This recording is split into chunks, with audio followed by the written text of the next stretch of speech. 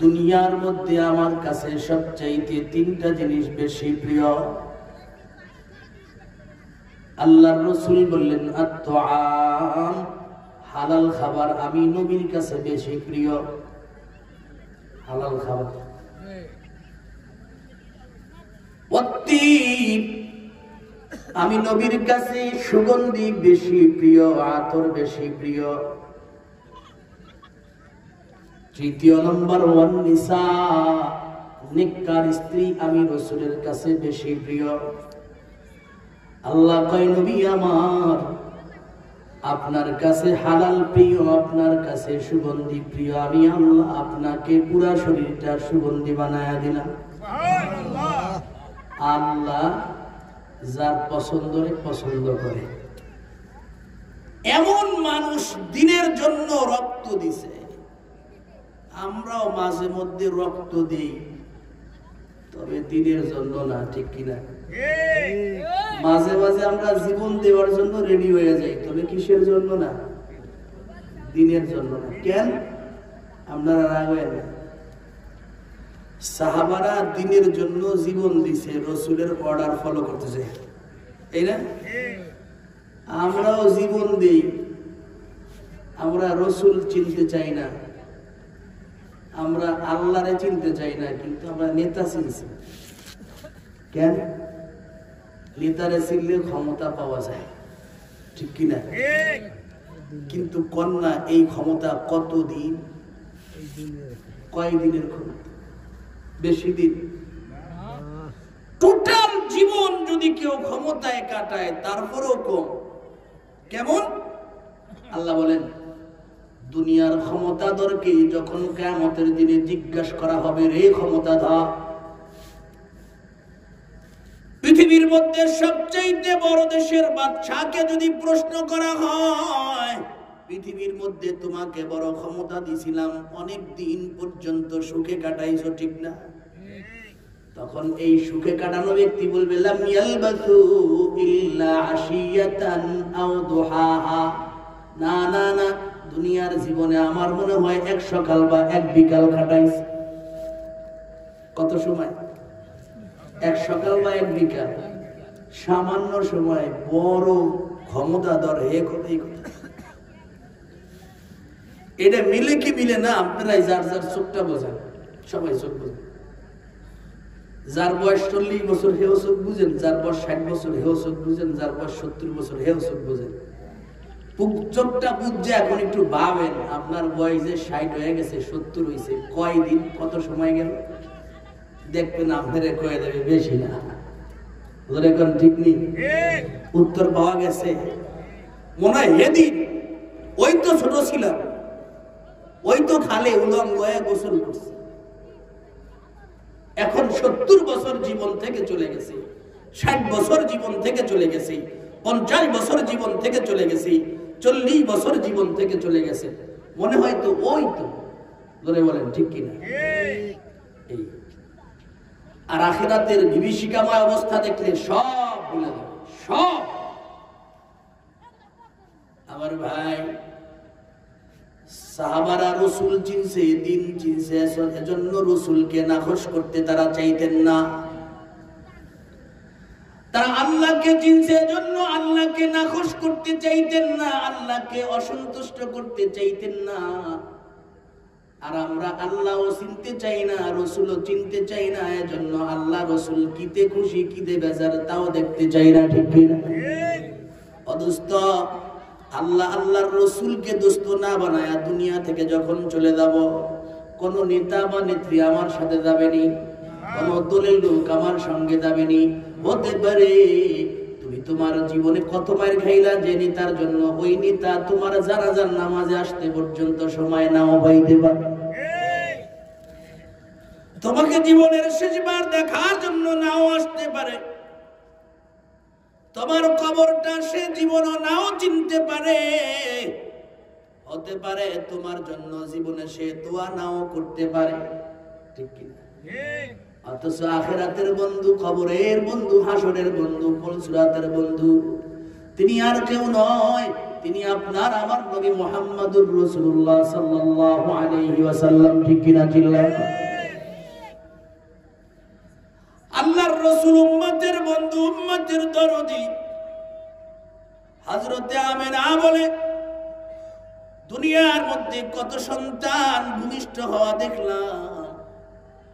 সন্তান যখন মায়ের গর্ভ থেকে ভূমিষ্ঠ হয়, মাকে রক্তাক্ত করে দুনিয়ায় বের হয়, মার পুরা শরীর রক্তে ভিজে যায়। আবার তার পাশে কতজন সান্ত্বনা দেয়, কেউ তেল দেয় মাথায়, কেউ আবার বিভিন্ন ভাবে তার কষ্ট সহজ করার জন্য বিভিন্ন পদ্ধতি অবলম্বন করে।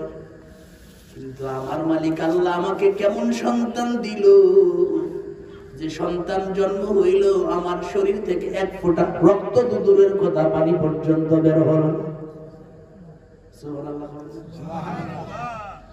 দুনিয়ার সন্তান জন্ম হওয়ার পরে দেখতাম কান্না করে,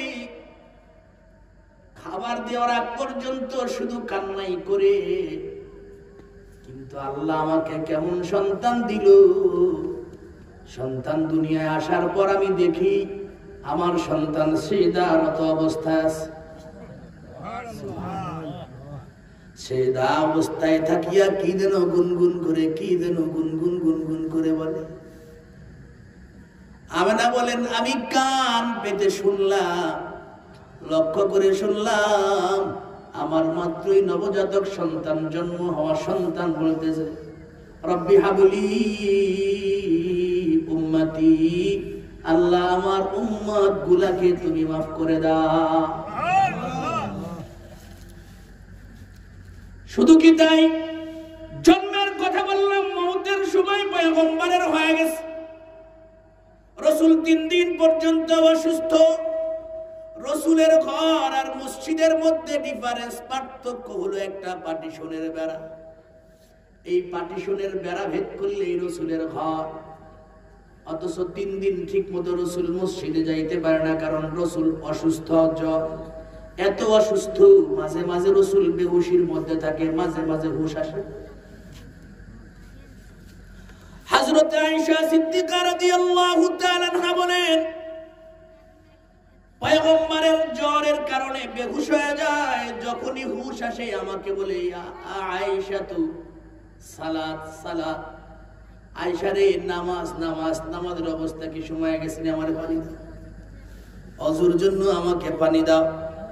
আয়েশা রাদিয়াল্লাহু তাআলা আনহা বলেন, আমি যখনই পানির লোটা পয়গম্বরের কাছে আনবো, আনার জন্য যাই, আনিয়া দেখি রাসূল আবার বেহুশ হয়ে গেছে।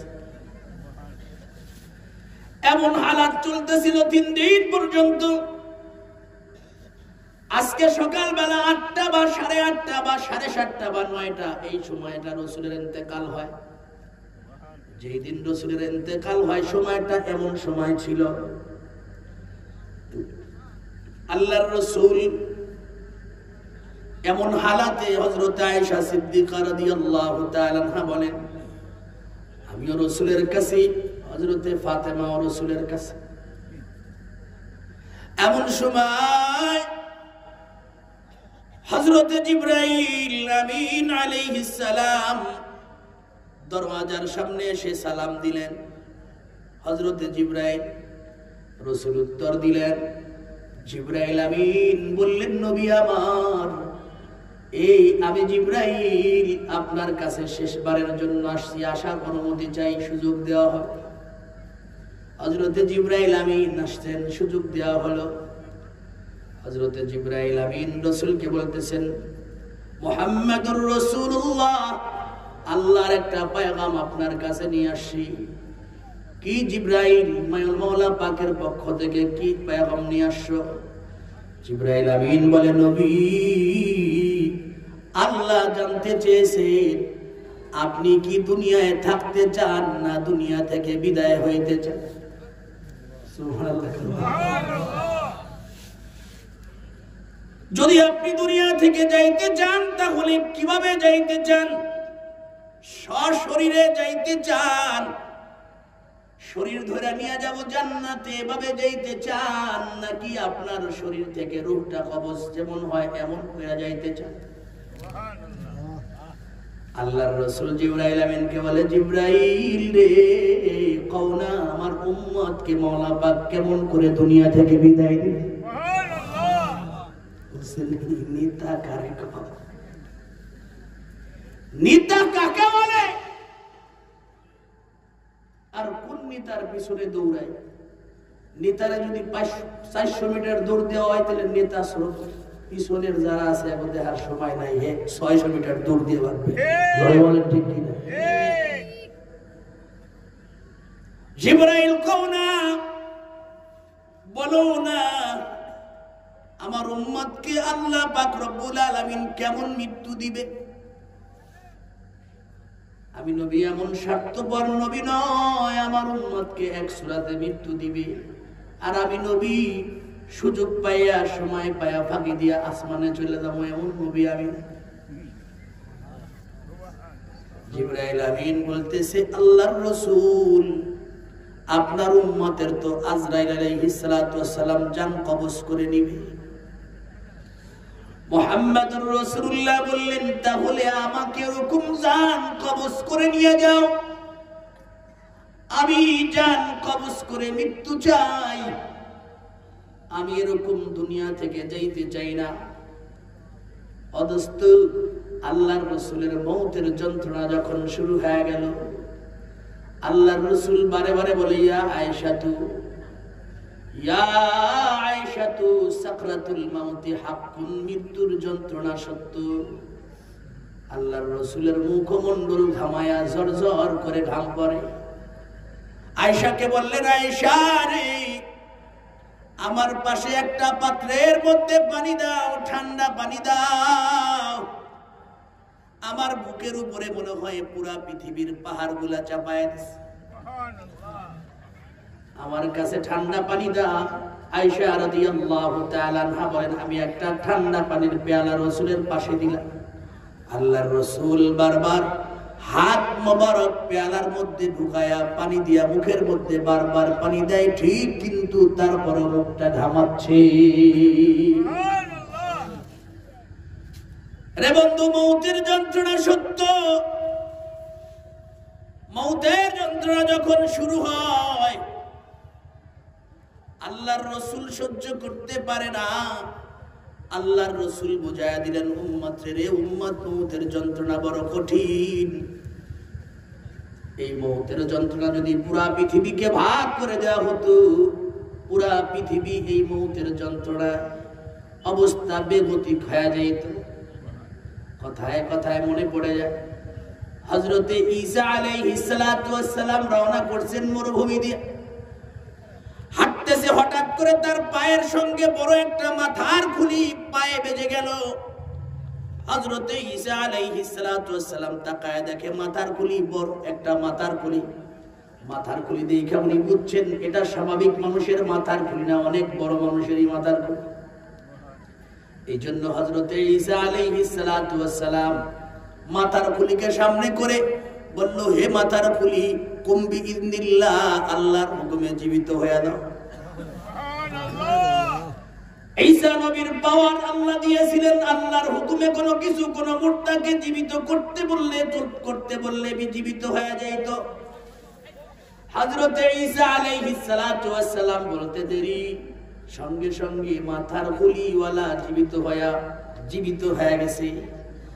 জীবিত হয়ে হযরতে ঈসা পয়গম্বরকে সালাম দিতেছে। ঈসা পয়গম্বর উত্তর দিয়া বলল, রে ভাই তোমার নাম কি? কয় আমার নাম হলো গিয়া সাম ইবনে নূহ, মানে আমার নাম হলো সাম, বাবার নাম হলো নূহ। বাবার নাম কি? নূহ। আপনারা জানেন হযরতে ঈসা আলাইহিস সালাম, হযরতে নূহ আলাইহিস সালামের 4টা ছেলে ছিল,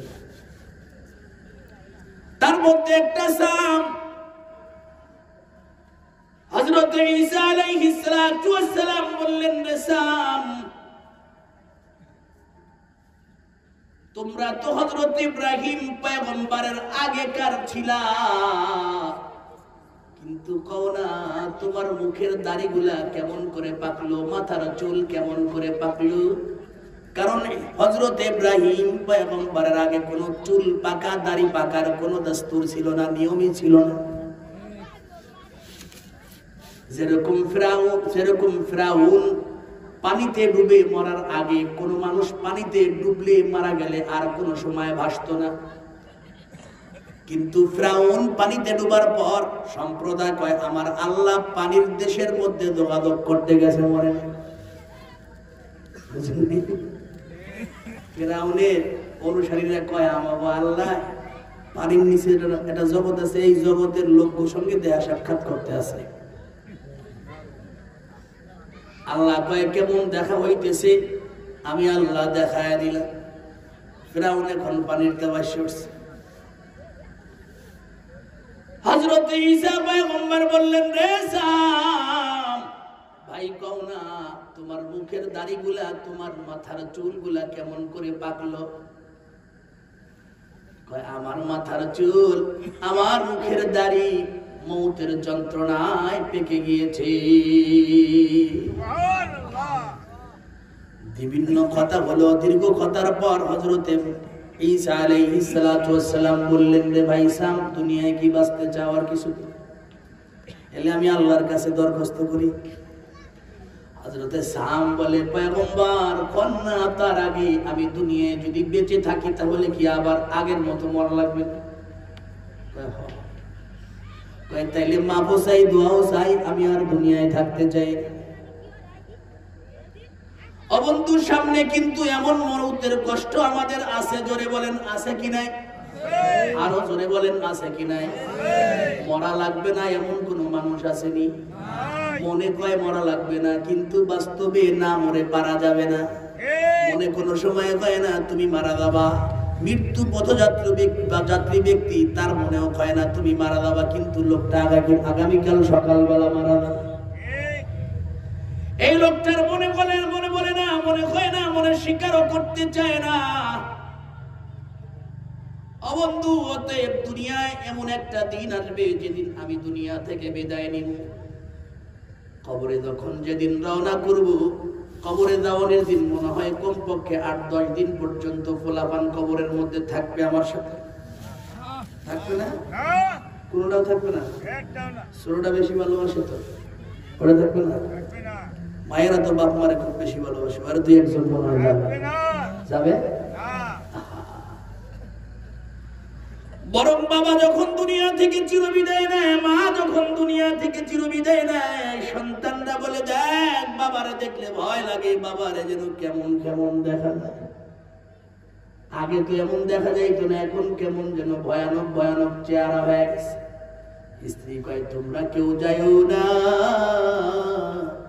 তোমরা যদি আমাকেই লাশ রেখা যাও তাহলে আমার রাতে ঘুম হবে না।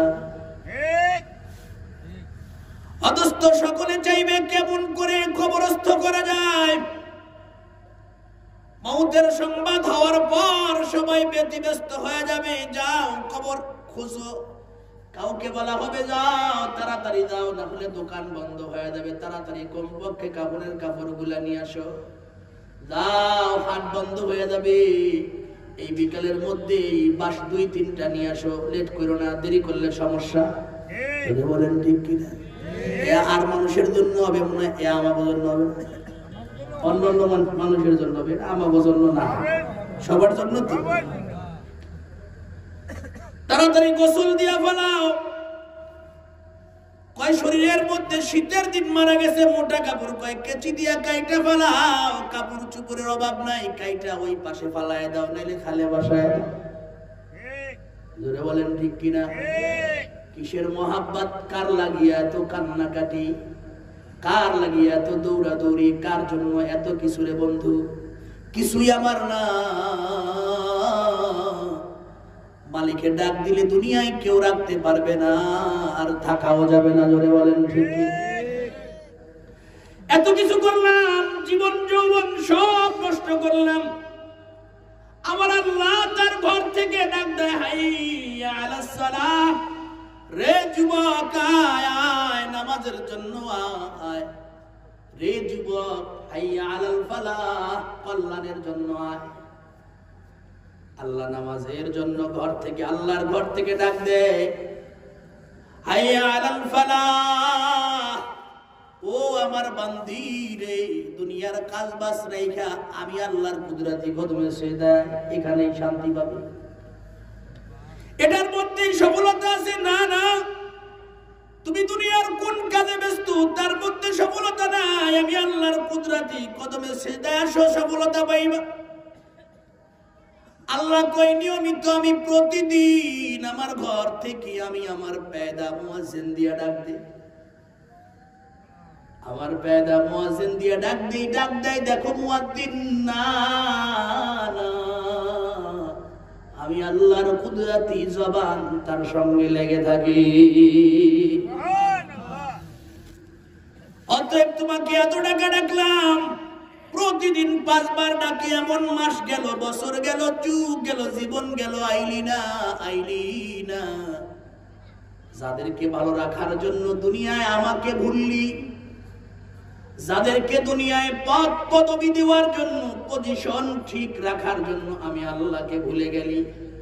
ও বন্ধুরে, 3টা কাফনের কাপড় দিয়া প্যাকেট বানাইয়া, মা বোনদেরকে 5টা কাপড়ের কাপড় দিয়া প্যাকেট বানাইয়া, যখন ওই 3.5 হাত ঘর, মাটির ঘর, 3.5 হাত লম্বা মাটির ঘরটা 2 হাত গভীর ঘরের মধ্যে রেখে আসবে, যখন মাথায় বাঁধন দিবে, বুঝাইয়া দিবে রে বান্দা আর তোর মাথার শক্তি নাই, মাথার শক্তি অফ হয়ে গেছে, পায়ের মধ্যে বাঁধন দিয়ে আল্লাহ বুঝাইয়া দিবে না না, পায়ের মধ্যে আর শক্তি নাই, পায়ের শক্তি শেষ হয়ে গেছে। জয় বলেন ঠিক।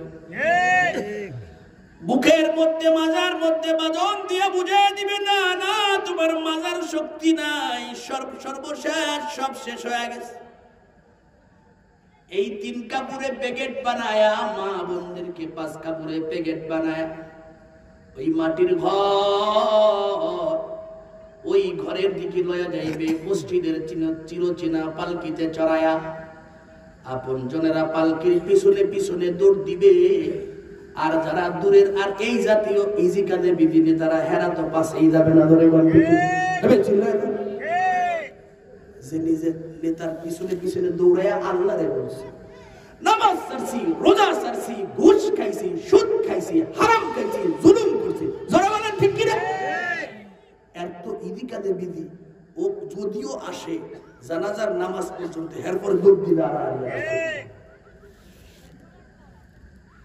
কবরে যখন নিয়ে যাবে রে বন্ধু, আপন জনেরা পিছনে পিছনে যাবে ঠিক, কত মানুষ কত কাজে বিধি, তারা আস্তে সাইড রাস্তা দিয়া চলে যাবে, কবর পর্যন্ত আর যাবে। কবরে নামাইয়া যখন আপন জনেরা, আপন সন্তান বা ভাই তাকে ধইরা কবরের মধ্যে নামাবে, উত্তরে মাথা, দক্ষিণে পা দিয়া শোয়া দিবে। আর শোয়ানের সিস্টেম হলো এমন, আমরা একটা ভিন্ন উল্টা তরিকায় শোয়াই। কবরের মধ্যে শোয়ানের সুন্নাত তেমন, কাইতয়া ঘুমানো, নাসিতে এমন ঘুমানো সুন্নাত। কেমন ঘুমানো সুন্নাত? জীবিত অবস্থায় যেমন সুন্নাত, মরার পরে এমনই সুন্নাত। মরার ঘুমটা কি অমনই সুন্নাত। ঘুম পড়ে যখন চলে যাবে, আপন জনেরা আল্লাহ মারিয়া চলে উপরে উঠে যাবে, তাকায় দেখবে ছেলে নাই, ভাই নাই, যারা আমাকে কোলে নিল তারা কেউ নাই, আমাকে একাকী ঘুম পড়ায়া চলে যাইতেছে। এক এক করে বাঁশের চালনি বিছায়া দিবে, আর মাটির ঘরটা অন্ধকার হইতে থাকবে। জোরে বলেন ঠিক। তারপরে যখন মাটি দিবে, যতই মাটি দিবে, স্পষ্ট দিনের বেলা সূর্যের কিরণে পুরা পৃথিবীকে আলোক উজ্জ্বল করে রেখেছিল, কিন্তু এমন সময়ও কবরের উপরে মাটি দিলে পুরা কবরটা অন্ধকারাচ্ছন্ন হয়ে যাবে। ধরে বলেন ঠিক কিনা? আমার দোস্ত, অন্ধকার কবরের ভিতরে তাকায় দেখবে কেউ নাই, কেউ নাই, কেউ নাই, আপন বলতে কেউ নাই। আমি চতুর্দিকে তাকায় দেখি অন্ধকার, অন্ধকার, অন্ধকার, চতুর্পাশে মাটি আর পোকামাকড়ের ঘর, কিছু নাই, আপন জনেরা কিছু নাই, কেউ নাই। আমার আপন জনেরা আমাকে কবর দিয়ে 1 পা 2 পা করে করে করে যখন চলে যাবে, রাসূল বলেন 40 কদম চলে যাওয়ার পর দুইজন ফেরেশতা আসবেন মুনকার নাকির। আর হাদিসের মধ্যে পাওয়া যায় এই মুনকার নাকির আসার আগে আরেকটা ফেরেশতা আছে, রোমান ফেরেশতা। এই রোমান ফেরেশতা হলো গিয়া সিল সাফর লাগাইতে, সিল সাফর দিবে। সিল দিবে এটা মেড ইন চায়না, না মেড ইন জাপান, না মেড ইন বাঙালি, না মেড ইন ইন্ডিয়া। এই সিলটা লাগাইতে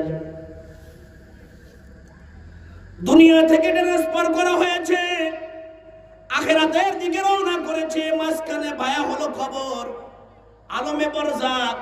আলমে বরজাকে আসার পর রোমান ফেরেশতারা একটা সিল সাফর লাগায়া দিবে, আর তাদেরকে বলা হবে এটারে এই সিল লাগায়া দাও, ওইটাকে ওই সিল লাগায়া দাও, যাতে করে পরবর্তী ফেরেশতা আসতে তাকে চিনতে যেন দেরি না হয়।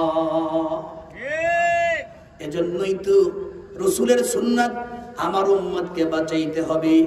এজন্য আমার উম্মতকে সর্বশেষ দিনের ঘুমানটাও আমি রাসূলের সুন্নাতে ঘুম পড়ায়া দিই।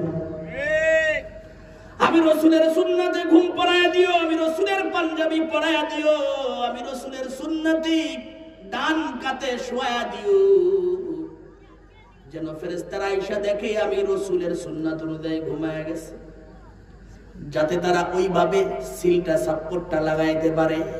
কিন্তু বন্ধুরে, এই সিল সাপোর ওই সমস্ত হারামখোরদের হবে না, যতই তাকে ডান কাতে শোয়ানো হোক না কেন। এই ফেরেশতা আসার আগে গজবের ফেরেশতারা তাকে বাম কাতে ঘুম পড়ায় দিবে, বাম কাতে ঘুম পড়ায় দিবে। ডান দিকে কিবলার দিকে মুখ থাকবে না, কিবলার দিকে মুখ থাকবে না। হাজারো উদাহরণ আছে, কতটা উদাহরণ নিবেন।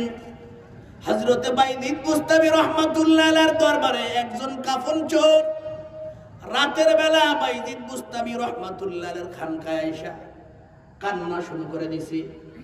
আল্লাহর ওলি বাইজিদ বুস্তামি রাহমাতুল্লাহ আলাইহির খানকায় আয়েশা কান্না করে। কিও বাইজিদ বুস্তামি রাহমাতুল্লাহ আলাইহি বলতেছে, রে কান্না করো কেন? কয় হুজুর, আমি বড় হারামখোর, জীবনে বড় অন্যায় করেছি, হারাম কাজ করেছি, আমার বড় ভয় হইতেছে আল্লাহ কি আমাকে মাফ করবে। পুরো শরীরের মধ্যে ভাইব্রেশন শুরু হয়ে গেছে, কাঁপতেছে, এত ভয়, এত কান্না। হযরতে বাইজিদ বুস্তামি রাহমাতুল্লাহ আলাইহি তো আল্লাহর ওলি, এই কাফন চোরের পরিচয় না জানিয়াও তারপরে বুকের সঙ্গে মিলায় কয়, বাবারে এত কান্না করিস না, একটু বন্ধ কর, কি হইছে বুঝায়া কর। কাফন চোরায় কয়, আল্লাহর ওলি, আমি জীবনে 2000-এর বেশি কাফন চুরি করেছি, এই অন্যায়কে আল্লাহ মাফ করবে। কাজটা কি একদিনেই করেছো? কয় না, আমি কামাই শুরু করছি কাফন চুরি কইরা বাজারে বিক্রি করে, এটাই হলো আমার কামাই, রোজগার শুরু হয়ে গেছে। তাহলে আজকে এত গভীর রাত্রে কেন? কয় হুজুর, আজকে আমি আমার অভ্যাস অনুযায়ী আজকে একটা কবর খুঁজলাম। কবর খোঁজার পর যখন বাঁশ উঠাইলাম, কাফন ধরবো, তখন তাকায় দেখি লোকটার মুখ হলো গিয়া বাম কাইতে, পূর্ব দিকে ফিরানো, পশ্চিম দিকে না, কিবলার উল্টা দিকে ফিরানো। কই তুমি এমন দেখেছো? আর কি দেখেছো? কয় হ, আমি আমার জীবনে যত কাফন চুরি করেছি, প্রায় 2000-এর বেশি কাফন চুরি করেছি, 1-2 জন বাদে সব মুর্দাকে আমি এমন অপোজিটে দেখছি, ভিন্ন দিকে মুখ ফিরানো দেখছি। কয় তারপর দেখার পর, এত তুমি দেখো, তাহলে তুমি কেন ভয় পাইলা? কয় আমি কাফন যখন খুললাম, শরীর থেকে তাকায় দেখি কাফনের মধ্যে কোনো মানুষ না, একটা শুয়ার ভরা। অথচ আল্লাহর ওলি, তার কবরের সময় আমি ছিলাম, তাকে আমি চিনি, তার জীবদ্দশায় তার সঙ্গে বহুবার কথা হয়েছে, বহু জায়গায় চলাফেরা করেছি, সে আমার পরিচিত। তারপরে যেদিন আজকে মারা গেল, আজকে তার জানাজায়ও ছিলাম, তাকে কোথায় কবর দিল, কেমনে দিল, তাও ম্যাপ করলাম, রাতের বেলা আনিব বলে। কিন্তু যখন তার কবর খুঁজলাম, কাফন খোলার পর তাকায় দেখি লোক না, কোনো মানুষ নাই, একটা শুয়ার ভরা। আমার ভিতরে ভয়, শুধু শুয়ার হইলে তো হইতো, জিহ্বাটা বের করা, জিহ্বা নাভি পর্যন্ত বের করা। এই অবস্থা দেখে নিজেকে কন্ট্রোল করতে পারি নাই, এজন্য আপনার কাছে আসলাম, আমাকে কি আল্লাহ মাফ করবে? কই তুমি যে তাকে দেখলা তার হালাত এমন হইল কেন? তার কোনো পাপাচার সম্পর্কে তোমার জানা আছে? কয় হ জানা আছে। কয় কি পাপ করতো? কয় সে বেশি বেশি নেশা পান করতো, মদ খাইতো, নেশা জাতীয় খাবার খাইতো। ও বন্ধু, অতএব কত কথা কম, কবরের মধ্যে ডান কাতে শুয়াইলেই হবে না। দুনিয়ার জীবনে রাসূলের সুন্নাত মানলে ডান কাতের ডান থাকবে, নচেত থাকবে না। এই রোমান ফেরেশতারা যাওয়ার পর আবার দুইজন ফেরেশতা আসবে। ওই ফেরেশতারা হলো গিয়া বানকার নাকি। এই ফেরেশতারা আয়েশা কি করবে জানেননি? আয়েশা প্রশ্ন করবে, মার রব্বুকা, তোমার রব কে? ওয়া মান নাবিয়ুকা, তোমার নবী কে? ওয়া মা দীনুকা, তোমার ধর্ম কি? প্রশ্ন কয়টা? আরো জোরে বল না। এক নম্বর, মার রব্বুকা, তোমার রব কে? এটা খালি পুরুষরাই জিজ্ঞেস করবে, মহিলা গো মনে হয় না। না, পুরুষ মহিলা সবাইকে প্রশ্ন করবে, সবাইরই প্রশ্ন করবে তিনটা। এক নম্বর, মার রব্বুকা, তোমার রব কে? দ্বিতীয় নম্বর প্রশ্ন, আমার নাবিয়ুকা, তোমার নবী কে? আমা দীনুকা, তোমার ধর্ম কি ছিল? প্রশ্ন তিনটা, চতুর্থ কোনো প্রশ্ন নাই। এক নম্বর আল্লাহর পরিচয় চাইবে, দ্বিতীয় নম্বর নবীর পরিচয় চাইবে, তৃতীয় নম্বর ধর্মের পরিচয় চাইবে। ধরে বলেন ঠিক কিনা? এখন বলেন দোস্ত, দুনিয়ার মধ্যে যদি আল্লাহর নাফরমানি করে করে আমার জীবন যাপন করি, দুনিয়ার মধ্যে যদি রাসূলের সুন্নাতের বিপক্ষে চলি, রাসূলের সুন্নাত না মানি, রাসূলকে মহব্বত না করি, তাহলে কন্যা কি আমার এই কবরের মধ্যে প্রশ্নের জবাব কি আমার জন্য সহজ হবে না কঠিন? আরো জোরে বল। কঠিন থেকে কঠিন। এজন্য সাহাবারা রাসূল চিনছে, আল্লাহরেও চিনছে, ধর্ম চিনছে। রাসূলরা ধর্মের জন্য জীবন পর্যন্ত দিছে, রক্ত দিছে।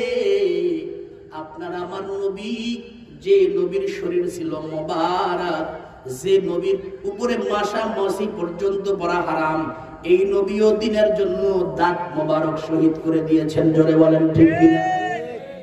এজন্য আমার মুরব্বী বাবারা, যুবক ভাইরা, পর্দার অন্তরালের মা ও বোনেরা, দুনিয়ার নেতা চিনা লাভ নাই, রাসূলকে চিনো। দুনিয়ার ক্ষমতার পিছনে পড়ে লাভ নাই, আল্লাহর গোলাম হয়ে দুনিয়া থেকে বিদায় নেওয়ার ফিকিরে থাকি। জোরে বলেন ঠিক কিনা? আল্লাহর গোলাম হইলে লাভ আছে। আল্লাহর গোলাম হওয়া দরকার, আল্লাহর বান্দি হওয়া দরকার। আল্লাহর গোলাম যদি মারা যায়, আল্লাহর বান্দি যদি মারা যায়, আল্লাহর নেককার বান্দা, নেককার বান্দি যদি মারা যায়, আল্লাহর রাসূল বলেন নেককার যদি মারা যায়, তাহলে দুনিয়া পর্যন্ত নেককারের বিরহে কান্না করে। দুনিয়ার আকাশ কান্দে, দুনিয়ার বাতাস কান্দে, দুনিয়ার গাছপালা দুর্লতা সকলে কান্দে, কারণ নেককারের জন্য সকলে খুশি হয়। নেককার হলো দুনিয়ার মধ্যে নশার মতো, বরের মতো। নেককাররা দুনিয়ায় কিসের মতো? বরের মতো। যেরকম বর যাত্রী খাইতে গেলাম, যদি এইখানে বর পালায়া দেয়, তাহলে যাত্রীর ভ্যালু আসেনি, যাত্রীর দাম আসেনি। বর যদি চলে দেয়, তাহলে আমরা যদি 100 যাত্রী থাকি, তাহলে বর যায় যাও, আমরা খাইয়ে খেয়ে যাবো না। এমন কোন বলদ আছে? আরে বর চলে গেলে আমার কথা বলছে। নেককার হলো বর। নেককার মারা গেলে পুরা দুনিয়া কান্না শুরু করে দেয়। নেককার মারা গেলে দুনিয়ার সব মাখলুক গুলা কান্না করে দেয়। নেককারের বিরহে সকলে কান্দে। নেককারের জন্য আল্লাহ জগৎ ঠিক রাখছেন, বদকারের জন্য আল্লাহ জগৎ ঠিক রাখে নাই। জোরে বলেন ঠিক কিনা? নেককার হওয়া দরকারের জন্য আলা ইয়া সাকিনাল কসরিল মুআল্লা সাতুদফানু আন করিবিন ফিত তুরাবি লাহু মালাকুন ইউনাদি, লাহু মালাকুন ইউনাদি কুল্লা ইয়াউমিন লিদুলুলিল মাউতি ওয়া আবলুলিল খারাবি কলিলুন উমরিনা ফি দারে দুনিয়া আমরজিনা ইলা বাইতিত তুরাবি। প্রতিক্ষণ প্রতিদিন কবরের মাটি আপনাকে আমাকে ডাকে। প্রতিদিন একজন ফেরেশতা আমাদেরকে আহ্বান করে আর বলে, রে আল্লাহর জালেম, আল্লাহর নাফরমান, দুনিয়ায় ভালো করে চল, তোর কিন্তু যে কোনো সময় মৃত্যু হয়ে যাবে। এই দুনিয়ায় অট্টালিকায় থাকলেও তার থেকে তোকে নামানো হবে। এর আল্লাহর নাফরমান, দুনিয়ায় চলার সময় বুঝে শুনে চল। মাটি বলতে থাকে তুই যে আমার উপরে অহংকার নিয়ে চলস, লাভ নাই, লাভ নাই। বেশি দিন চলতে পারবি না, কয়েকদিন পরে আমার মধ্যে ঢুকবি, তখন তোর সমস্ত পাপাচার, অত্যাচার, গুনাহ, জুলুম সব মিটায়া দিব। এজন্য খবরদার ফেকের মান হই, একটু চিন্তা করি, ধরে বলুন ঠিক, একটু চিন্তা করে শুনি। না না, কিছু নাই, কিছু নাই, সব ধ্বংস হয়ে গেল। যে বাবার ঔরসে আসলাম, বাবা কবরে ঘুমায়। যে দাদার ঔরসে আমার বাবা আসলো, দাদাও কবরে ঘুমায়। দাদা যে ঔরসে আসলো, সেও কবরে ঘুমায়। দাদার বাবা যে পেটে আসলো, সেও কবরে ঘুমায়। আমার বাবা যে পেটে আসলো, এও কবরে ঘুমায়। আমি যে পেটে আসলাম, সেও কবরে ঘুমায়। কোন দিন না জানি আমি কবরে চলে যাই। জোরে বলেন ঠিক কিনা? মৌতের চিন্তা যত বেশি ছেড়ে দিছি, ততই দুর্গমদের মধ্যে অন্যায় আমাদের মধ্যে শুরু হয়ে গেছে। বাড়ি পাকা করার ফিকির আমাদের আছে, কিন্তু কবরটা জান্নাতের বাগান হওয়ার ফিকির আমাদের নাই। ও বন্ধু, বাড়ি যদি পাকাও হয়, শরীরে যদি রোগ হয়, তাহলে এই বিল্ডিং এর মধ্যে থাকলে কি মজা লাগে? মজা লাগে? অসুস্থ শরীর মুক্তিটা হয়ে গেছে, খাবার যদি দামি হয়, তারপরেও কি মজা লাগেনি? অবন্ধুরে, দুনিয়ার বিল্ডিং এ থাকলে অসুস্থ হওয়ার পরে যদি বিল্ডিং মজা না লাগে, দুনিয়ার মধ্যে অসুস্থ শরীরে দামি খাবার যদি মিষ্টি না লাগে, তিতা লাগে, অবন্ধু এই দুনিয়ার ঘর এর হলো গিয়া এই ক্ষমতা। কিন্তু আমি তো কবরের যাত্রী, কবরে চলে যাব। এই কবরের মধ্যে কবরের সামান জোগাড় না করে যদি যাই, আল্লাহর কসম কেউ কিন্তু কারো না। আমার দেশে এমন নজির আছে, বাবা রেডি হইয়া সন্তানদেরকে খাওয়াইছিল, বাবা বিপদে পইরা সন্তানদেরকে না খাওয়াইতে না পাইরা, এজন্য বাবার গেলা জায়গা বিক্রি করে সন্তানদেরকে বাজার করে খাওয়াইছে। বাবা আর দলিল দিতে সুযোগ পায় নাই। বাবা দুনিয়া থেকে চলে যাওয়ার পর সন্তানদেরকে বলা হলো, রে ভাই, তোমার বাবা আমার কাছে এই জমি বিক্রি করছে, দলিল দাও। বাবা তো চলে গেছে, ওই কবর ওই যে দাও, ওখানে যায় দলিল যাও। আমরা জানি না দলিল দিব না, আছে কি নাই? জোরে করে আছে কি না? লাভ নাই, লাভ নাই। এজন্য নিজের আমল ঠিক করতে হবে, কেউ ঠিক করে দিবে না। সন্তান কিন্তু বিপদে পড়লে আমারে চিনে না, মেয়েও আমাকে বিপদে পড়লে চিনবে না। এটা হলো দুনিয়ার হালাত। আর মৌতের পরে তো আরো দূরের কথা। এজন্য নিজে ঠিক হয়ে যাইতে রাজি আছেন ইনশাআল্লাহ? কে আল্লাহর খবরে ইমানদার মুসলমান হয়ে যাইতে রাজি? আল্লাহকে একটু হাত দেখায়। আল্লাহ পাক্কা মুসলমান ইমানদার গুণমুক্ত জীবন বানায় কবরে ডাক দিয়া নিও, চিল্লায়া কন্যা আমিন। আরো জোরে হবে আমিন। আমার ভাই, আমি আপনাদের সম্মুখে কোরআনুল কারীমের একটা আয়াত পড়ছিলাম আর রাসূলের একটা হাদিস পড়ছিলাম, চাইছিলাম এদিকে একটু আলোচনা করব। বক্তা আসার আগে এদিকে একটু যাই। আল্লাহর রাসূল বলেন, আল মারআতু ইযা সাল্লাত খামসাহা আসামাত শাহরাহা ওয়া তাআত বালাহা তাদখুলনাল ওয়া তাআত বালাহা ওয়া হাফিজাত ফারজাহা। মানুষ উৎপাদন হওয়ার মেশিন, গোডাউন হলো মা জাতি। জোরে বলেন ঠিক আছে? মানুষ উৎপাদন হওয়ার গোডাউন কি? মায়ের জাতি। মা যদি ভালো হয়, সন্তান অনেকটাই ভালো হয়। এমন ইতিহাস আছে, বাবা খারাপ কিন্তু মা ভালো, এই মার সোহবতের কারণে সন্তান ভালো হয়ে গেছে। আছে না এরকম ইতিহাস? মায়ের কারণে সন্তান ভালো হয়ে গেছে, নবীরা পর্যন্ত। হযরত ইব্রাহিম পয়গম্বরের মা ভালো ছিলেন, বাবা তো কাফের হয়ে পড়ছে। এজন্য মায়ের জাতি ভালো হওয়া দরকার। আল্লাহর রাসূল বললেন, রে মহিলারা, আমাকে যখন জাহান্নামে নেওয়া হলো, জাহান্নাম ঘুরায়া জিব্রাইল আমিন আর মিকাইল আমাকে যখন দেখায়, আমি জাহান্নামের পাশ দিয়া যাই, দেখে কিছু মহিলার চুলকে কোটা দিয়া বাঁধাইয়া ঝুলাইয়া রাখছি। আমি জিব্রাইলকে জিজ্ঞেস করলাম, রে জিব্রাইল, কও না এই মহিলা কারা যাদের চুলকে কোটা দিয়া ঝুলাইয়া রাখছে? চিৎকার মারতেছে, কেউ তার চিৎকারও শুনে না। চুলে ঝুলান্ত, আর যদি তার বডিটা অনেক মোটা হয়, আল্লাহর রাসূল বলেন জাহান্নামীদের বডিটা অনেক মোটা হবে, স্বাস্থ্যটা গজবী স্বাস্থ্য হবে। কয় কেমন গজবী স্বাস্থ্য? কয় জাহান্নামী যদি বসে যায় মা বাইনাল মক্কা ওয়াল মদিনা, মক্কা এবং মদিনার মাঝখানে যতটা জায়গা অতটা জায়গাটা পূর্ণ হয়ে যাবে জাহান্নামী বসে গেলে। অথচ মক্কা থেকে মদিনার দূরত্ব 350 থেকে 400 কিলোমিটার। এত বড় গজবী দেহ আল্লাহ তাআলা জাহান্নামীদেরকে দিবেন। এই মহিলাকে যদি চুল ঝুলায় রাখা হয় অবস্থা কি? জিবরাইল আমিনকে বলে, রে জিবরাইল, এদের আত্মচিৎকার তো আর সহ্য হয় না। এই মহিলা কারা? এমন চিৎকার করতেছে, অন্তর কান্দে। বলো না এই মহিলা কারা? কি অন্যায়ের কারণে চুল দিয়া কোটা বাঁধায় ঝুলায় রাখছে? জিবরাইল আমিন বলে, নবী, এ হলো ওই সমস্ত মহিলা যে সমস্ত মহিলারা চুলের দ্বারা গুনাহ করছে। চুলের দ্বারা আবার কেমন করে গুনাহ হয়? এই চুলকে আকর্ষিত বানায় পরপুরুষের সামনে চুলকে উপস্থাপন করেছে। এই চুল দ্বারা পরপুরুষকে আকৃষ্ট করেছে। এজন্য এই চুলের দ্বারা আল্লাহ পাক তাকে শাস্তি দিচ্ছে। চুলের মাসলা আসার পরে একটা মাসলা কয়ে দেই, আমাদের মা বোনরা অনেকে আছে মাথায় চুল আশ্রয় আশ্রয় আশ্রয় অবশিষ্ট আশ্রয়ের পরে যে চুলগুলো আশ্রয় রেখে দেয়, আছে না? ধরে কর না, এরপরে ফেরিয়ালারা আসলে এক কাছে বিক্রি করে। বিক্রি করা হারাম। বিক্রি করা কি হারাম? ভালো করে শুনেন, মায়েরাও শুনেন। মাথার চুল আশ্রয়ের পরে অবশিষ্ট যে চুল আসে, এটা জোগায়া জোগায়া গুছায়া গুছায়া যে বিক্রি করেন, এটা বিক্রি করা হারাম। এই হারাম বিক্রি করার যে মাল, ওই টাকা খাওয়াও হারাম। হযরত জিবরাইল আমিন বললেন, পয়গম্বরেরা চুলের দ্বারা গুনাহ করে।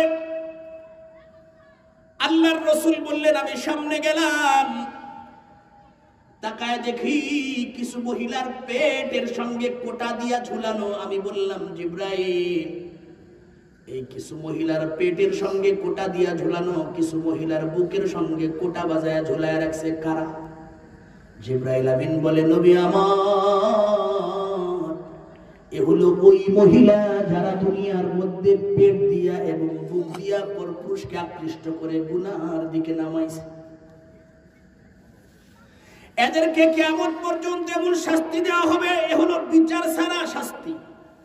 বিচার ছাড়া শাস্তি। জজ সাহেব রায় শুনানোর আগ পর্যন্ত আসামি অ্যারেস্ট হওয়ার পরে যে জেলখানায় থাকে, এটাকে জেল বলা হয় না হাজত? হাজত কি কোনো হিসাব হয় না? হাজত হিসাব ছাড়া রায় হওয়ার পরে হলো শাস্তি শুরু হয়। এই কবরের মধ্যে যে যারা শাস্তি পাইবে তারা হলো হিসাব ছাড়া শাস্তি। কিয়ামতের দিন বিচারের পরে আবার নতুন করে শাস্তি। জিবরাইল আমিন বলেন, নবী গো, এরা হলো গিয়া এই হাজতখানায় আছে কিয়ামত পর্যন্ত এই শাস্তি। আল্লাহর রাসূল বলেন, আমি সামনে কয়েক কদম দিলাম, তাকায় দেখি কিছু মহিলাকে ঠোঁটের সঙ্গে কোটা বাজায় ঝুলায় রাখছে। আল্লাহর রাসূল বললেন, রে জিবরাইল, ঠোঁটের সঙ্গে কোটা বাজানো কেন? এ দোষ, অনেক শাস্তি, বড় কঠিন শাস্তি, সহ্য হয় না। জিবরাইল আমিন বললেন, নবী, এই সমস্ত মহিলারা এই ঠোঁট দিয়া গুনাহ করত। ঠোঁট দিয়া কথা বলে গুনাহ হয়। ঠোঁট সাজায়া পরপুরুষকে আকৃষ্ট করলে গুনাহ হয় না? হয় না? আরো জোরে বলেন, হয় কি হয় না? আল্লাহর রাসূল বললেন, জিবরাইল, এই অন্যায়ের কারণে তাদেরকে ঝুলায় রাখছে। হ্যাঁ রাসূল, ঝুলায় রাখছে। আল্লাহর রাসূল দুনিয়ায় আসার পর মহিলাদেরকে ডাক দিয়া বললেন, ও আমার মহিলা উম্মতেরা রে, ও আমার মক্কার মা বোনেরা রে, জাহান্নাম ঘুরে ঘুরে দেখেছি, জাহান্নামের মধ্যে পুরুষের তুলনায় মহিলাদের সংখ্যা বেশি। অতএব তোমরা আল্লাহর রাস্তায় বেশি বেশি দান করো, আল্লাহর রাস্তায় দান করো, আল্লাহর গোলামি বেশি বেশি করো। আল্লাহর রাসূল সংক্ষেপে 4টা কথা বলে দিলেন। কোন মহিলা যদি এই 4টা গুণী হয়ে যায়, জান্নাতের 8টা দরজা, আর 8টা দরজায় তাদেরকে জান্নাতের দিকে ডাকবে। আল্লাহর রাসূল বলেন, আল মারআতু ইযা সাল্লাত খামসাহা, মহিলারা যদি 5 ওয়াক্ত নামাজ ঠিকমতো পড়ে, 5 ওয়াক্ত নামাজ ঠিক মতো পড়ার অর্থ হলো আল্লাহ আয়াতের মধ্যে বলেন ফাওয়াইদুল লিল মুসাল্লিন আল্লাযীনা হুম আন সালাতিহিম সাহুন। আল্লাহ কয় সমস্ত মুসল্লিদের জন্য লানত, যারা নামাজ পড়ার ব্যাপারে গাফেল অলস। নামাজ পড়ে ঠিক, কিন্তু এক ওয়াক্তের নামাজ আর এক ওয়াক্তে দেয়া পড়ে। এটা পুরুষের তুলনায় যারা নামাজ, যে সমস্ত পুরুষরা নামাজ পড়ে এই তাদের সংখ্যা এই জাতীয় পুরুষের সংখ্যার চাইতে মহিলাদের সংখ্যা কিন্তু একটু বেশি। নামাজ পড়ে ঠিক, কিন্তু এক ওয়াক্তের নামাজ আর এক ওয়াক্তে একেবারে ঘুরায় ঘুরায় নেয়। এজন্য আল্লাহর রাসূল বললেন আল মারআতু ইযা সাল্লাত খামসাহা, যদি কোনো মহিলা 5 ওয়াক্ত নামাজ ঠিক মতো পড়ে, যখনই আযান দেবে আযান দেওয়ার 10-5 মিনিটের মধ্যে নামাজ পড়া শুরু করে দেন। কয় গোসল করি নাই, গোসল করা ফরজ না। গোসল যদি আপনার উপরে ফরজ থাকে তাহলে ফরজ, আর গোসল যে কারণে ফরজ কিন্তু আপনি জানেন। গোসল আপনার উপরে ফরজ না, যদি আপনার উপরে গোসল ফরজ না হয় তাহলে ওযু করলেই শরীর পাক হয়ে যায়। কাপড় যদি না পাক থাকে ভিন্ন কাপড় পরে নামাজের জন্য ভিন্ন কাপড় বানায় ফেলান। আপনি তো মার্কেটে যাওয়ার কাপড় ভিন্ন বানাইছেন, বাবার বাড়ি যাওয়ার কাপড় ভিন্ন বানাইছেন, জামাই বাড়ি যাওয়ার কাপড় ভিন্ন বানাইছেন, কিন্তু আপনার আকলে কি কয় না নামাজের জন্য একটু ভিন্ন কাপড় বানায়, নামাজের জন্য ভিন্ন কাপড় বানায় রাখেন। আযান হইছে, কাজ বন্ধ করে দেন, কারণ আল্লাহ হলো সবচেয়ে বড়। আল্লাহু আকবার অর্থ কি? আল্লাহ বড় না, খালি আল্লাহ সবচেয়ে বড়। আল্লাহ বড়, আল্লাহ বড়। এক আল্লাহর গোলামি করো, 3 ফরজে ওযু কর, 3 ফরজে গোসল করো, 4 ফরজে ওযু করো, 5 ওয়াক্ত নামাজ পড়ো। ঠিক কি না? 6 ওসুলে বয়ান শুনো, 7 জাহান্নাম ভয়ঙ্কর, 8 জান্নাত খোদার ঘর। যদি চাও বাঁচতে চলে দাও গাছতে, যদি চাও বাঁচতে চলে যাবা কোথায়? গাছতে। আসার আগে আজরাইল, চলে দাও কাকরাইল। আসার আগে আজরাইল, চলে দাও কাকরাইল। আর করো না ভঙ্গি, চলে দাও টুঙ্গি। মুসলিম আমার নাম, ইসলাম আমার গাড়ি, জান্নাত হলো আমার বাড়ি। ঠিক না? আমার বাড়ি কই? জান্নাতে। অতএব ওযু করে ফেলেন, ওযু করে নামাজে দাঁড়ায় যান। নামাজ পড়ার পর আল্লাহর জিম্মাদারি থেকে আপনি খালাস হয়ে গেছেন। কয় হুজুর দুপুরের সময় নামাজ পড়া যায় না, রাতে দেরি হইলো, অমুকের বাপে খালি চিল্লাছেন, আছে না? এই যোহরের নামাজ তো এই শীতের দিনে বেড়াই মাছ যায়, বেড়াই কথা বলা। অমুকের বাপের গাল যদি নামাজের জন্য শুনতে থাকেন তাহলে থাকেন, কারণ আপনি তো খালি এই জন্য গাইল শোনেন না, আরো কত কিছুর জন্য তো গাইল শোনেন, হ্যার পরে তো ফেরেন না। আপনি নামাজের জন্য যদি গাইল শোনা লাগে শুনেন, তবে এই গাইলটা বেশি দিন লাস্টিং হবে না। আমার আল্লাহ এমন একটা ফয়সালা করে দেবেন, দেখবেন গাইল আপনার জন্য কল্যাণ বয়ে আনবে। ধরে বলেন ঠিক কিনা? আল্লাহ বলেন আল্লাযীনা জাহাদু ফীনা লানাহদিয়ান্নাহুম সুবুলানা ওয়া ইন্নাল্লাহা লামাআল মুহসিনিন।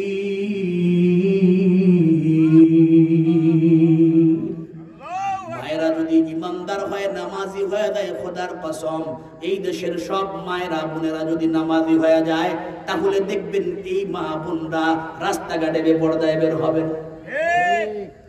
প্রকৃত নামাজি যে তার অন্তরের মধ্যে মাওলার ভয়, আল্লাহর ভয় আছে, এই মহিলা স্বামীরে কষ্ট দিতে পারে না। ধরে বলেন ঠিক কিনা? আল্লাহর রাসূল বললেন আল মারআতু সাল্লাত খামসাহা, যদি মহিলারা 5 ওয়াক্ত নামাজ ঠিক মতো পড়ে, প্রত্যেক ওয়াক্ত নামাজ আযানের পর পরেই পড়ে ফেলাবেন। নামাজ যখন পড়বেন দেখবেন নামাজ পড়তে আবার শয়তানে ধোঁকা দেয়। এটা একটু কইয়া দেই, নামাজিরে শয়তানে ধোঁকা দেয় কেমনে? তাড়াতাড়ি তাড়াতাড়ি, কোনো কাম নাই, দেখবেন রুকু গোনো গোনো সিজদা তাড়াতাড়ি, কথা বলেন ঠিক কি? শয়তানে ধোঁকা দেয়, তাড়াতাড়ি কর, কোনো কাম নাই। যখন দেখবেন তাড়াতাড়ি নামাজ পড়া শুরু করে দিয়েছি, তখন মনে করবেন শয়তান আমারে গুতায়, আমার কোনো কাম নাই। তো আমি সিজদার রুকু 3 বার কইলাম, রুকুর তাসবিহ 3 বার কইলাম না 2 বার কইলাম, কি কইলাম এত খবর নাই, এত কোনো কে, তাহলে বুঝছি শয়তানের চাইরে গেছে। মনে থাকবে তাজকিরটা? যে নামাজ একটু ঘন ঘন পড়েন, রুকুটা ঘন ঘন দেওয়া হয়, তাড়াতাড়ি তাড়াহুড়া ভিতরে ঢুকায়, এই তাড়াহুড়াটা শয়তানে করে। কে করে? শয়তানে। আর তাড়াহুড়ার নামাজ পড়বো না, রাজি আছি না ইনশাআল্লাহ? দ্বিতীয় নম্বর, যখন তাড়াহুড়া থাকবে না, শয়তান আরেকটা ধোঁকা দেয়। কেমন? তখন আস্তে আস্তে নামাজ, ধীরে ধীরে নামাজ যখন পড়বো, শয়তান মনের ভিতরে ঢুকায় দিবে, দেখো মানুষ আমারে কবে নেই, কি সুন্দর নামাজ পড়তেছে, আস্তে আস্তে লোকটা মনে হয় পরহেজগার। ভিতরে আসেনি এমন কথা বল না? আরে ভাই, রোগের রূপ তো হইতে হবে, আসেনি। এইটা শয়তানের দ্বিতীয় নম্বর ধোঁকা। এটা কি শয়তানের দ্বিতীয় নম্বর ধোঁকা? ওই জায়গা তাড়াতাড়ি করে ভাবছি ভুলাইয়া ঠুলাইয়া মোটামুটি নামাজ রে কাঁচাই কুচাইয়া গুছাইয়া ছেড়ে দেবো, এই নামাজ আল্লাহ কবে নিলাম না, যা ধুইতে গেছে, পায়খানা করছে কেতাই ধুইতে গেছে, কিন্তু এক জায়গা দুইতে দেয়া চার জায়গা জড়াইছে তাড়াহুড়ার কারণে। তো এমন তাড়াহুড়া করে নামাজ পড়লে নামাজ তো হয় নাই। এক জায়গায় রুকুতে তাসবিহ কইতে পারে নাই, আর এক জায়গায় সিজদা একবার কইছে, এও এক জায়গায় ঠিক হইছে, আর এক জায়গায় ব্যায়াম করছে, হয় নাই। এভাবে নামাজ হইছে। তো শয়তানের ধোঁকা তো মুসল্লি বুঝছে, এজন্য মুসল্লি আস্তে আস্তে পড়ে। এখন যখন দেখছে আস্তে আস্তে পড়ে, শয়তান কয় পারলাম না, তখন আর একটা দিই, এই ঢুকছে। যখন এরকম খেয়াল আসবে, মনে করবেন শয়তান আমার দ্বিতীয় ধোঁকা দিছে। ওটা ভুল। আমি আল্লাহর জন্য নামাজ পড়ি, কে মুসল্লি বললো, কে কি বললো না বললো, ওটা আমার কিছু আসে যাবে না। এটা যখন আমি ছুটে যাব, তখন শয়তান আর একটা ধোঁকা দিবে। ওই ধোঁকা হলো গিয়া, আমি মুসল্লি, আমি নামাজি, আমি ভালো মানুষ, অমুক খারাপ কথা বল না। নামাজ কালাম পরে আর কয় নামাজি তো ওরা ভালো নেই, দেখবেন তমুক খারাপ, অমুক খারাপ, সবাই খারাপ। এত মানুষ কে মুসল্লিদের সব উত্তর যা আছে না, কিছু পাবলিক কথা বল না। তখন শয়তান কয়, তুমি ভালো আর সবাই খারাপ, তুমি ভালো আর সবাই কি খারাপ, খালি এই কইতে তাহলে থাও। কে কেমন কবকে শয়তান কয়, আমি এই কথা তো আল্লাহর কাছে লানত প্রাপ্ত হইছি। বুঝেন না এই কথা? শয়তান কয়, আমি এই কামটা কইরাই আল্লাহর কাছে অভিশপ্ত হইছি, আর কোনো কাম না। আমি কইছি আমি ভালো, সবাই খারাপ। শয়তান কয়, আনা খায়রুম মিনহু, আমি তো আদমের চাইতে বড়। আল্লাহ কয়, ফাখরুজ ফাইন্নাকা রাজিম, ফাখরুজ মিনহা ফাইন্নাকা রাজিম। তুই ভালো, আদম খারাপ, কেন কইলি জান্নাত থেকে যা, তোর বিতরিত। এটা হলো গিয়া শেষের ধোঁকা। অতএব যখন দেখবেন আমারে খালি আমার মনে ভালো কয় আর সবাই রে খারাপ কয়, তখন বুঝবেন শয়তান আমারে পাইছে। ঠিক আছে নি? ওয়াজ মনে থাকবে তো ইনশাআল্লাহ? থাকবে না? থাকবে না? দোস্তরে আমার, তাহলে এক নম্বর মা বোনদের কাজ, আল্লাহর রাসূল বললেন আল মারআতু সাল্লাত খামসাহা। দ্বিতীয় নম্বর ওয়াসামাত শাহরাহা, রমজানের রোজা রাখা, রমজানের রোজা রাখা। আমি আমার মা বোনদেরকে বলবো, রমজান মাসের রোজা ঠিক মতো রাখবেন ইনশাআল্লাহ। কয় হুজুর সব দিনই ঠিক আছে, যেদিনকে মার্কেট করতে যায় ওদিনকে তো থাকা যায় না।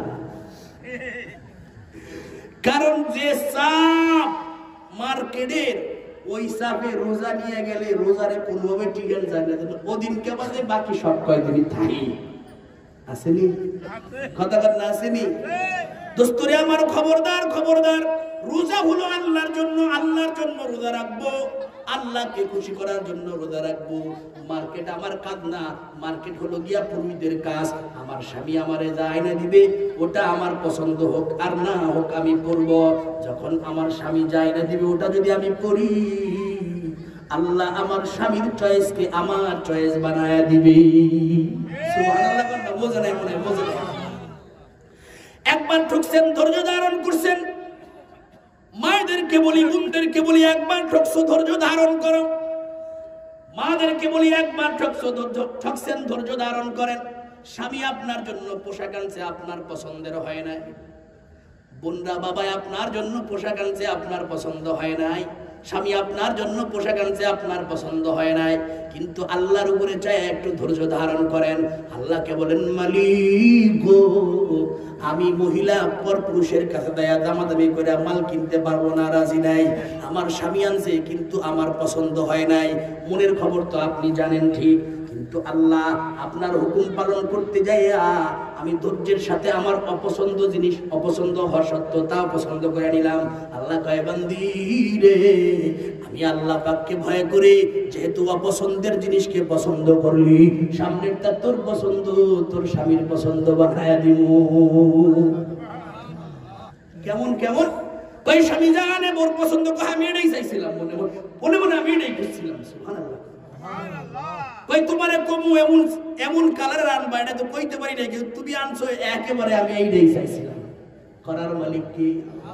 করার মালিক কি? আল্লাহ পাক রব্বুল আলামিন করে দিবে। আর যারা কয় না স্বামীর জিনিস পছন্দ হয় না, আল্লাহ কয় বুঝছি তুমি টহল দিতে চাও, এজন্য মার্কেটে 10 মিনিটের মার্কেটকে আল্লাহ পাক শয়তানরে লাগায়া দেয়, আর শয়তান 10 মিনিটের মার্কেটের কাজকে পুরা দিন তার জন্য নষ্ট করে দেয়। পুরা টেহারা অমুক মার্কেট তমুক মার্কেট, কোনোটা বাদ নাই, কোনো জায়গায় পছন্দ হয় না, একেবারে যাওয়ার সময় শেষ সময়